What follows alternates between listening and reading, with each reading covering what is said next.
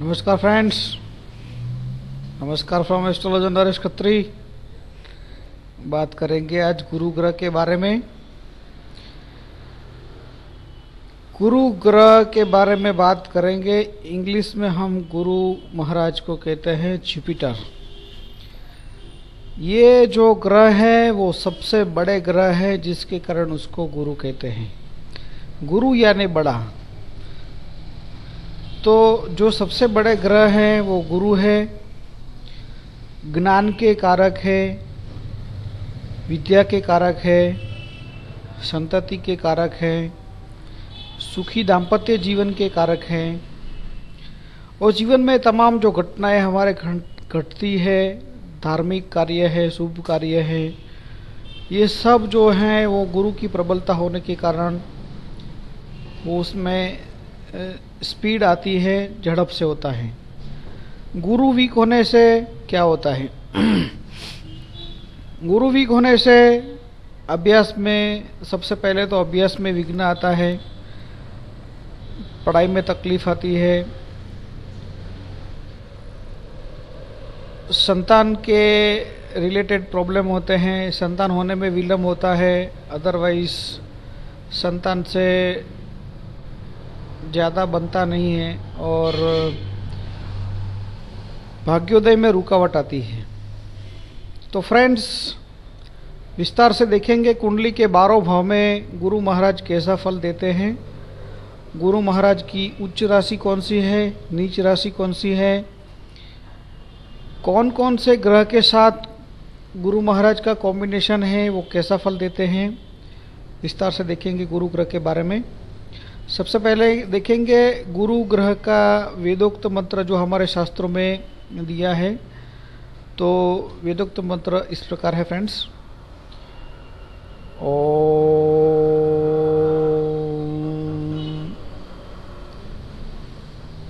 नमस्कार फ्रेंड्स, एक बात हम जरा यहाँ आपको बताना चाहते हैं।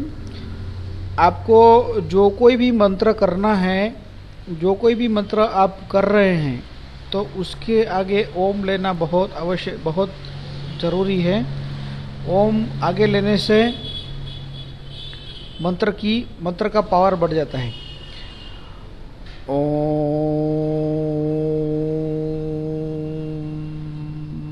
देवानां च ऋषीणां च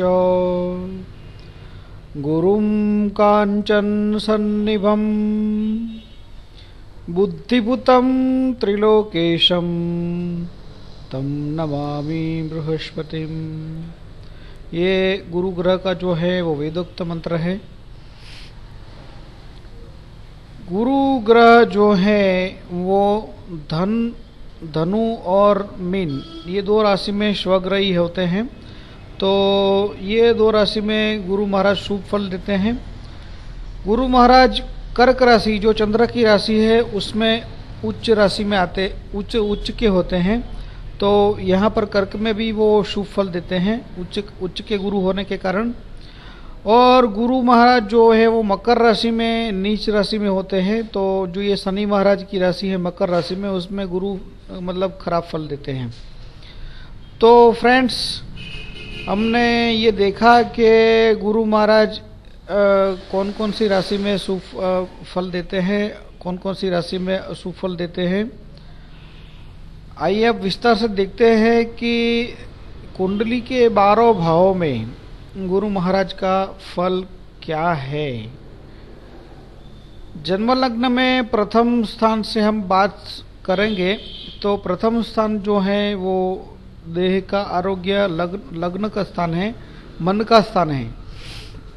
तो यहाँ पर गुरु महाराज होने के कारण जो है, जो भी जातक है, लग्न में गुरु जिसके होते हैं उसको ब्रॉड माइंडेड बनाते हैं।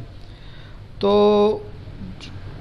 उनका जो विचार करने का या सोच है उनकी बड़ी होती है और एजुकेशन भी अच्छा होता है, संतान सुख शुभ मिलता है, शादी भी मतलब यथा योग्य समय पर हो जाती हैं। और भाग्योदय जो है, ऐसे गुरु का 22 साल की उम्र से भाग्योदय चालू होता है।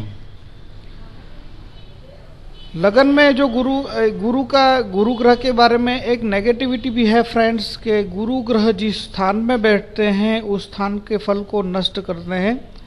तो यहाँ पर क्या होता है कि सब कुछ बड़ा चाहिए, इस हिसाब से नेगेटिविटी जो है वो जिस स्थान में गुरु स्थान बैठते हैं उस स्थान में नेगेटिविटी बढ़ जाती है, क्योंकि गुरु ग्रह जो है वो सब गुरु को सब कुछ, गुरु यानी बड़ा, सब कुछ ज़्यादा चाहिए। तो लगन में गुरु होने के कारण क्या है कि प्रथम स्थान में जो लगन में जो मानसिक स्थिति का स्थान है, तो यहाँ पर गुरु होने के कारण क्या होता है कि मानसिक स्थिति खराब हो जाती है, क्योंकि ये ऐसे जातक जो हैं वह बहुत ज़्यादा सोचते हैं, और बहुत ज़्यादा सोचने के कारण क्या होता है कि कई बार वो असमंजस में पड़ जाते हैं कि ये सही है कि वो सही है। तो उसके कारण कन्फ्यूजन, टेंशन ज़्यादा क्रिएट होता है। ये प्रथम स्थान की नेगेटिविटी है। आइए अब देखते हैं धन स्थान में गुरु कैसा फल देते हैं। धन स्थान में जो गुरु है वो कुटुंब बढ़ा देता है, और कुटुंब सुख, धन सुख भी अच्छा देता है, लेकिन ज़्यादा शुभत्व जो है वो 42 साल की उम्र के बाद देखा गया है प्रैक्टिकली। छठे स्थान में दृष्टि होने के कारण रोग शत्रु पर विजय, अष्टम भाव में दृष्टि होने के कारण आयुष्य बहुत लंबा रहता है, और कर्म स्थान में गुरु की नवमी दृष्टि होने के कारण कर्मस्थान में गुरु की नवमी दृष्टि होने के कारण पिता का सुख शुभ मिलता है, और ऐसे जातक जो है वो पिता के व्यवसाय में आने की शक्यता ज़्यादा रहती है। पराक्रम स्थान में गुरु, पराक्रम स्थान में गुरु जो है वो ब्रदर सिस्टर रिलेशन शुभ देते हैं। यहाँ पर गुरु का जो फल है वो शुभ मिलता है, क्योंकि हमारे जो शास्त्र में, ज्योतिष शास्त्र में ऐसा माना गया है कि तीसरे, छठे, 11वें स्थान में सब ग्रह शुभ फल देते हैं। तो यहाँ पर गुरु जो हैं वो साहसिक एवं पराक्रमी बनाते हैं। ऐसे जातक का जो शादी विवाह जो है वो यथा योग्य समय हो जाता है, और सप्तम दृष्टि जो है वो भाग्य स्थान में पड़ती है। तो 22 साल की उम्र से भाग्योदय चालू होता है, और मित्रों से भी उसको बहुत लाभ मिलता है, और फ्रेंड सर्कल भी उसका काफ़ी अच्छा रहता है। चतुर्थ स्थान में गुरु, चतुर्थ स्थान में गुरु जो है तो ऐसे जातक को मकान या वाहन सुख है वो बहुत बड़ा चाहिए, और उसकी एक्सेप्टेशन के हिसाब से नहीं मिलने के कारण ऐसे जातक वो बहुत दुखी होते हैं। लेकिन मिलता है, उनको शुभ फल मिलता है। माता का मकान, जमीन, वाहन सुख, पिता का सुख भी शुभ मिलता है, ऐसा हमने प्रैक्टिकली देखा है। चतुर्थ स्थान में गुरु की दृष्टि जो है वो अष्टम भाव में आएगी, तो ऐसे जातक जो है उसके आयुष्य बहुत लंबा रहता है, और गुप्त धन, गुप्त विद्या में उसको रुचि ज़्यादा रहती है। दृष्टि जो है वो 10वें स्थान में पड़ेगी, सप्तम भाव की सप्तम दृष्टि जो है कर्म स्थान में पड़ेगी, तो पिता के व्यवसाय में आने के चांसेस है। और नवमी दृष्टि जो है वो 12वें भाव में पड़ेगी, तो जिसके कारण धार्मिक कार्य में, शुभ कार्य में खर्च ज़्यादा करेंगे। पंचम भाव के गुरु, पंचम भाव में गुरु जो है वो संतान भाव है, संतति के स्थान में है। तो यहाँ पर गुरु जो है वो शुभ माने नहीं गए हैं, लेकिन धन, मीन और कर्क की जो गुरु है वो शुभ फल देते हैं। वो संतान सुख शुभ मिलता है, और संतान से लाभ भी रहता है, और एजुकेशन भी अच्छा होता है, ऐसा हमने प्रैक्टिकली देखा है। पंचम स्थान में गुरु जो होते हैं उसका जो पंचम दृष्टि है वो भाग्य स्थान में पड़ती है, तो भाग्यशाली बनाते हैं। 22 साल की उम्र से भाग्योदय चालू होता है। लाभ स्थान में दृष्टि, मित्रों से लाभ रहता है, और जन्म में, लग्न में गुरु की दृष्टि पड़ती है, जिसके कारण ऐसे जातक को ब्रॉड माइंडेड बनाता है, हेल्थ अच्छा रहता है। छठे स्थान में गुरु, छठे स्थान में जो गुरु हैं तो रोग एवं शत्रु पर विजय देने वाले माने गए हैं। हालांकि देखा है प्रैक्टिकली ऐसा कि छठे स्थान में जिसके गुरु होते हैं वो उसके शत्रु भी बहुत बड़े होते हैं। लेकिन फ्रेंड्स यहाँ पर एक हम ऐसी बात का वही समर्थन करेंगे कि जो आदमी बड़ा होगा उसका ही शत्रु बड़ा होगा, क्योंकि छोटे कार्य करने वाले या छोटे जो काम करते हैं उस जो या छोटे मतलब हम मानते हैं कि जो ये छोटे लोग हैं, तो ऐसे लोगों के शत्रु बड़े नहीं हो सकते। जो बड़ा काम करते हैं वो बड़े लोग रहते हैं, उसके ही शत्रु बड़े होते हैं। तो मतलब छठे स्थान में जो गुरु है वो बड़ा कार्य करने वाला बनाता है, तो शत्रु बड़े रहते हैं। और ऐसे जो जातक हैं वो पिता के पंचम दृष्टि जो है वो कर्म स्थान में रहती है, तो पिता के व्यवसाय को आगे बढ़ा सकते हैं, अदरवाइज पिता के व्यवसाय में आने की शक्यता रहती है।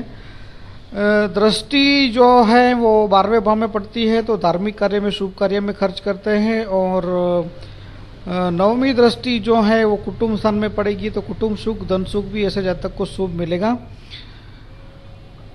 सप्तम भाव में यहाँ पर गुरु दोष कारक माने गए हैं, उसको केंद्राधिपति का दोष लगता है।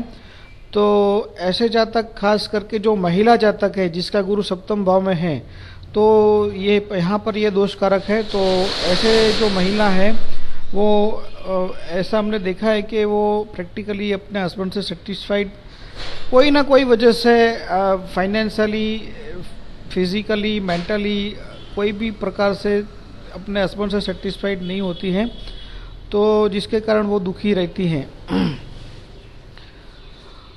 इनफैक्ट सप्तम भाव में जिसके जो कोई पुरुष जातक है उसके सप्तम भाव में गुरु होने से उसकी पत्नी है वो धार्मिक स्वभाव की मिलती है और दाम्पत्य जीवन शुभ रहता है। अष्टम भाव में गुरु जो है वो आयुष्य बहुत लंबा देते हैं। साथ में ऐसे जातक जो हैं वो गुप्त विद्या में ज़्यादा रुचि रखते हैं। गुप्त धन भी ऐसे जातक को बहुत शुभ मिलता है। पंचम दृष्टि जो है वो व्यय स्थान में पड़ती है, जिसके कारण धार्मिक कार्य में, शुभ कार्य में खर्च करने वाले, अपने कुटुंब को आगे लाने वाले, क्योंकि कुटुंब स्थान में गुरु की सप्तम भाव में दृष्टि है, कुटुंब को आगे लाने वाले और कुटुंब के लिए ज़्यादा खर्च करने वाले। और नवम दृष्टि जो है वो चतुर्थ स्थान में पड़ती है, तो ऐसे जातक को माता का मकान, जमीन, वाहन सुख भी बहुत शुभ मिलता है। गुरु यहाँ पर शुभ फल देते हैं। भाग्य स्थान में जिसके गुरु रहते हैं, ऐसे जातक का जो भाग्योदय है वो थोड़ा विलंब से होता है। मतलब 42 की एज में तो होना ही है, क्योंकि गुरु ग्रह की जो अवधि है, गुरु ग्रह का जो अशुभत्व है वो मैक्सिमम 42 की एज तक रहता है। और 22 साल की उम्र में जो उच्च के गुरु हैं, स्वग्रही गुरु है, तो 22 साल की उम्र में भाग्योदय हो जाता है। अदरवाइज 42 की एज में तो भाग्योदय होना ही है। भाग्य स्थान में जिसके गुरु रहते हैं, तो भाग्य स्थान में गुरु जो है भाग्य स्थान के गुरु और उनकी दृष्टि जो पंचम दृष्टि है वो जन्म लग्न में पड़ती है, तो जिसके कारण वो हेल्थ अच्छी रहती है। पराक्रम स्थान में सप्तम दृष्टि पड़ती है, तो साहसिक बनाता है, डेयरिंग पावर अच्छा रहता है, भाई बहन का सुख शुभ रहता है। और नवम दृष्टि जो है वो पंचम भाव में पड़ती है, तो जिसके कारण ऐसे जातक को संतान सुख भी शुभ मिलता है। कर्म स्थान में गुरु का फल शुभ नहीं माना गया है, क्योंकि यहाँ केंद्राधिपति का दोष लगता है।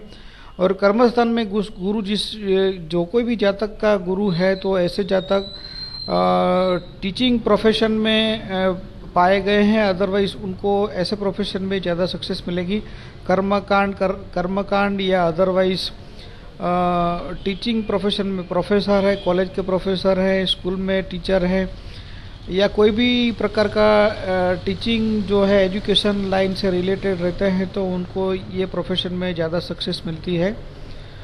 और कर्मस्थान में जो गुरु है उनकी दृष्टि पड़ती है धन स्थान में पंचम दृष्टि, तो कुटुंब सुख, धन सुख ऐसे जातक को शुभ मिलता है।